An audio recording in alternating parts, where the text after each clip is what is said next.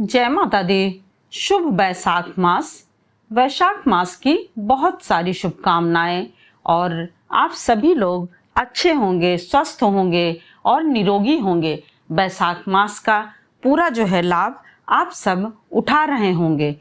मान लीजिए यदि किसी कारणवश कुछ जो है नियम नहीं कर पाए हैं या फिर वैशाख मास के कुछ जो ऐसे दिन हैं, वैसे तो पूरा वैशाख मास ही होता है, परंतु मान लीजिए कुछ समय नहीं कर पाए हैं, तो अब आपका एक दिन ऐसा है जिसमें कि आप वैशाख मास का पुण्य प्राप्त कर सकते हैं। अब जहाँ पर वैशाख मास में पूर्णिमा की बात करें तो पूर्णिमा के दिन क्या खाना चाहिए, क्या नहीं खाना चाहिए, व्रत कैसे करना चाहिए, पूजन कैसे करना चाहिए और यह तिथि कब है, शुभ मुहूर्त कब है, पूजन कब है और चंद्रोदय का समय क्या है, यह सब आज हम इस वीडियो में चर्चा करते हैं।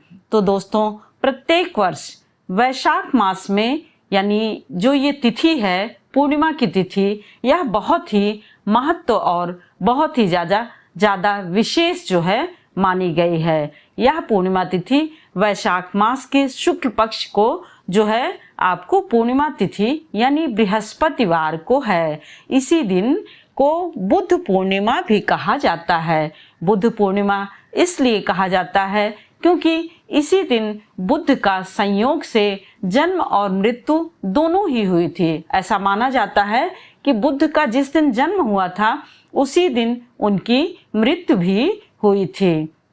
अब जैसा कि देखिए, हमेशा पूर्णिमा के व्रत में या सभी व्रत में आप सबसे पहले सुबह स्नान ध्यान करके, अगर गंगा नदी में स्नान कर सकते हैं, नदी पोखर तालाब में स्नान कर सकते हैं तो करिए, नहीं तो फिर अपने घर के जल में यानी नहाने के जल में गंगा जल मिलाकर के स्नान करिए। सर्वप्रथम सूर्य भगवान को जल दीजिए।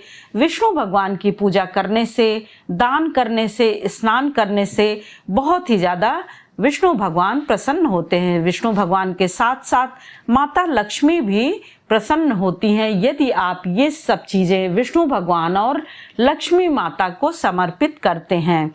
और देखिए कि इस बार तो इसका और भी ज़्यादा महत्व बढ़ गया है क्योंकि यह गुरुवार यानी बृहस्पतिवार के दिन होने के कारण से और भी ज़्यादा महत्व और पुण्यकारी हो गया है। तो जहाँ पर यानी आपकी बुद्ध पूर्णिमा की बात करें तो बुद्ध पूर्णिमा यानी वैशाख मास की पूर्णिमा 22 मई को यानी 22 मई को आपका 6:45 से शाम से लग जा रही है और वहीं पर पूर्णिमा जो है समाप्त हो रही है 23 तारीख को शाम को 7:20 तक पूर्णिमा रहेगी।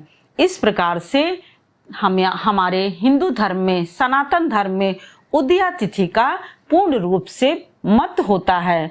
तो उदया तिथि के अनुसार 23 तारीख को बृहस्पतिवार के दिन आपका पूर्णिमा प्राप्त हो रही है और इस बार संयोग ये है कि इसी एक दिन यानी व्रत भी रहना है, स्नान दान भी करना है और जो है सत्यनारायण भगवान की कथा भी सुनना है। सत्यनारायण भगवान की कथा सुनने से समस्त मनोकामनाएं पूर्ण होती हैं। यदि आपको अपनी मनोकामना पूर्ण करना हो तो सत्यनारायण भगवान की कथा अवश्य सुनिए। कोई तो भक्त ऐसे होते हैं जो हर माह की पूर्णिमा को सत्यनारायण भगवान की कथा सुनते हैं और इस बार तो संयोग ऐसा अच्छा है कि 3 शुभ संयोग लग रहे हैं। जहाँ पर शिव योग लग रहे हैं वहीं पर सर्वार्थ सिद्ध योग है। अब सर्वार्थ सिद्ध योग में भी ऐसा कार्य है जो यदि आप उस समय का मुहूर्त ध्यान दे देते हैं और उस मुहूर्त में यदि कार्य करते हैं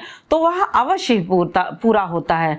तो अब की बार 23 तारीख को सर्वार्थ सिद्ध योग 9:15 से लग रहा है और शाम 5:25 तक यानी आपको पूरा दिन भर मिल रहा है।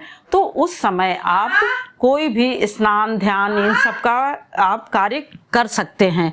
बस सिर्फ एक चीज का ध्यान रखना है कि राहु काल के समय ध्यान दीजिए कि राहु काल के समय बिल्कुल भी पूजन नहीं करना चाहिए।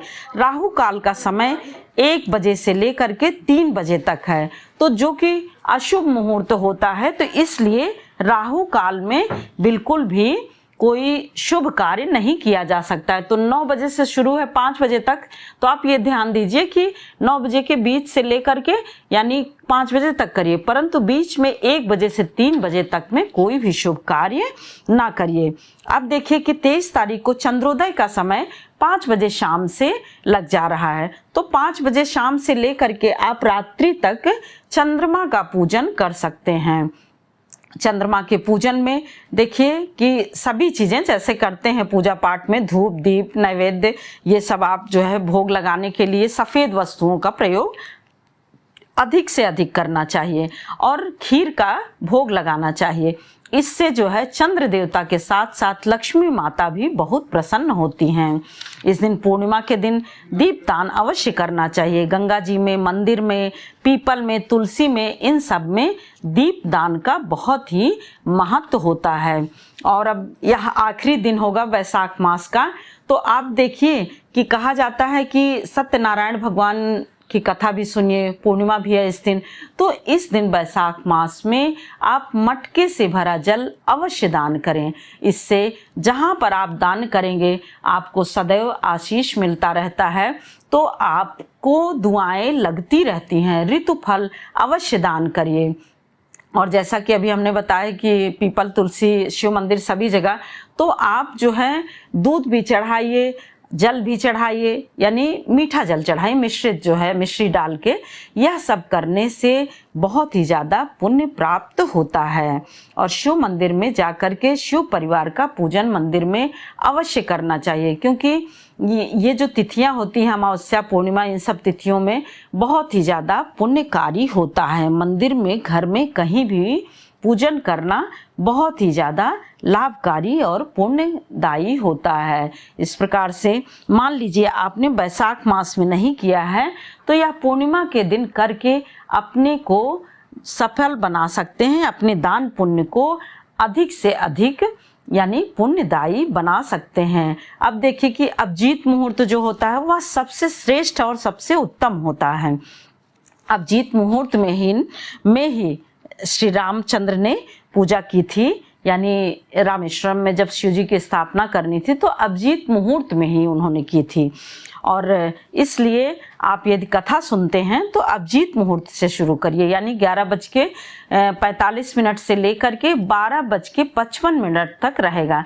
तो शुरू कर दीजिए, यानी 12:55 से पहले शुरू कर दीजिए, फिर कथा जब तक चले वो चलती रहे, उसकी कोई बात नहीं होती। परंतु अभिजीत मुहूर्त में शुरू कर देते हैं तो वह बहुत ही श्रेष्ठ और बहुत ही उत्तम माना गया है। अब इस दिन वैशाख की पूर्णिमा को देखिए कि बहुत ही महत्व इसलिए भी बताया गया है क्योंकि श्री कृष्ण भगवान ने सुदामा को यह वैशाख की पूर्णिमा का व्रत करने के लिए बताया था। ऐसा कहा था कि यदि इस व्रत को सुदामा करेंगे तो उनकी दरिद्रता दूर हो जाएगी, इसलिए भी इस व्रत को बहुत ही महत्व दिया जाता है। जय माता दी दोस्तों, फिर मिलते हैं एक और नई जानकारी के साथ। तब तक के लिए लाइक करिए, सब्सक्राइब करिए और बेल बटन जरूर प्रेस करिए, जिससे कि नोटिफिकेशन सबसे पहले आपके पास पहुंचे। और यह जरा भी सहायक हो तो कृपया शेयर करना बिल्कुल भी ना भूलिएगा। जय माता दी।